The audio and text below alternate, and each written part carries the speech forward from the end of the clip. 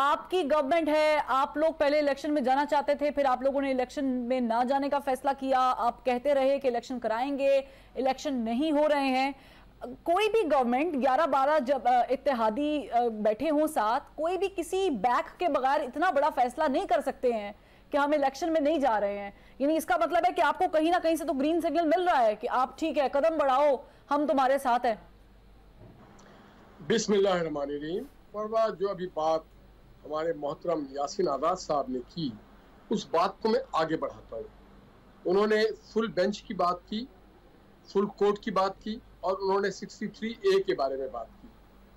मैं ये बात करना चाहता हूँ कि ये सारे बहरान का सबब क्या है, वो बोन ऑफ कंटेंशन क्या था। बोन ऑफ कंटेंशन था कि जब आपने 63A को रिराइट किया, उसके बाद आपने उस असेंबली को एक लिहाज से आपने मुअत्तल कर दिया और आपने मेंबर्स को भी हक देने से महरूम कर दिया अपने वोट का। और फिर उसके बाद जब वोट होता है और क्राइसिस में आती है असेंबली, तो उसके बाद ये सारे बहराना और फिर इमरान खान साहब और पीटीआई ने जिस तरह से अपने फॉल प्ले किया, कार्ड्स खेलते रहे बहरान की तरफ लेके जाने के लिए, मैं ये समझता हूँ कि फुल बेंच बैठे और इसको रिव्यू करे। जो तो निहाल हाशमी साहब, विद ड्यू रिस्पेक्ट, आप लोग गए थे कोर्ट में, फुल कोर्ट के लिए लेकर गए थे आप लोग, लेकिन आप लोगों ने वापस कर ली। देखिए जैसा उन्होंने कहा 184(3) हर बात पे नहीं लिया जाता। हर महीने 184(3) की पिटिशंस को पिक नहीं। और ये वाली भी जो थी, ये तो गुलाम मोहम्मद डोगर का केस था, जिसमें गुलाम मोहम्मद डोगर का केस है और उसमें बेंच ने बुला लिया इलेक्शन कमीशन को। तो मैं समझता हूँ अगर फितना खत्म करना है तो 13 रुकनी जो फुल कोर्ट है वो बैठे और वो जो रीराइट हुआ है उसको अंडू करे और फिर कहे कि जी जो पार्लियामेंट है, जो असेंबली है पंजाब की, वो रिस्टोर होती है और फिर उनको फ्री विल दिया जाए कि जनाब आप अब अगर असेंबली चलाना चाहते हैं। साहब, तो मैंने दो चीजें आपकी बात से समझी। एक तो मुझे लग रहा है कि आप पंजाब असेंबली वापस रिस्टोर कराने की बात कर रहे हैं, और दूसरा ये कि क्या आप आने वाले 1-2 दिनों में फुल कोर्ट के लिए जाएंगे फिर? देखिए, जिसने ये गलती की है उन्हें सुधारना है। और दूसरी बात एक और मैं आपको बताऊं, ये जो अभी बात हो रही थी कॉन्स्टिट्यूशन वायलेशन की, आपने भी कहा जो बात की चौधरी फवाद ने, तो जनाब 90 डेज तो गुजर गया। 12 जनवरी को इलेक्शन को असेंबली डिसॉल्व होती है, तो 12 अप्रैल को था।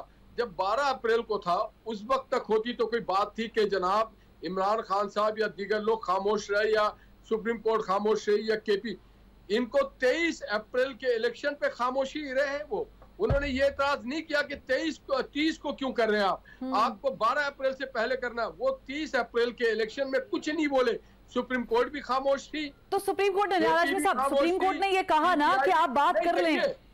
देखिए, आइन के तहत 90 दिन में इलेक्शन होना चाहिए। 90 दिन बनता है 12 अप्रैल। 12 अप्रैल के अंदर अगर डेट दिया जाता तो वो काबिल कबूल था, वो आईनी तौर पे था। मगर अगर 12 अप्रैल के बाद जाता है, 30 अप्रैल को जाता है, तो ये 3 हफ्ते कहा जाएगा। तो अगर एक बार अगर आप 18 दिन के लिए मुलतवी करते हैं तो वो 18 हफ्ते के लिए भी मुलतवी हो सकता है। अब एक बार जब आपने आइन को पामाल किया, और किसने किया, उसमें इमरान खान साहब खामोश रहे, उसमें प्रेसिडेंट साहब खामोश रहे, सुप्रीम कोर्ट खामोश रही।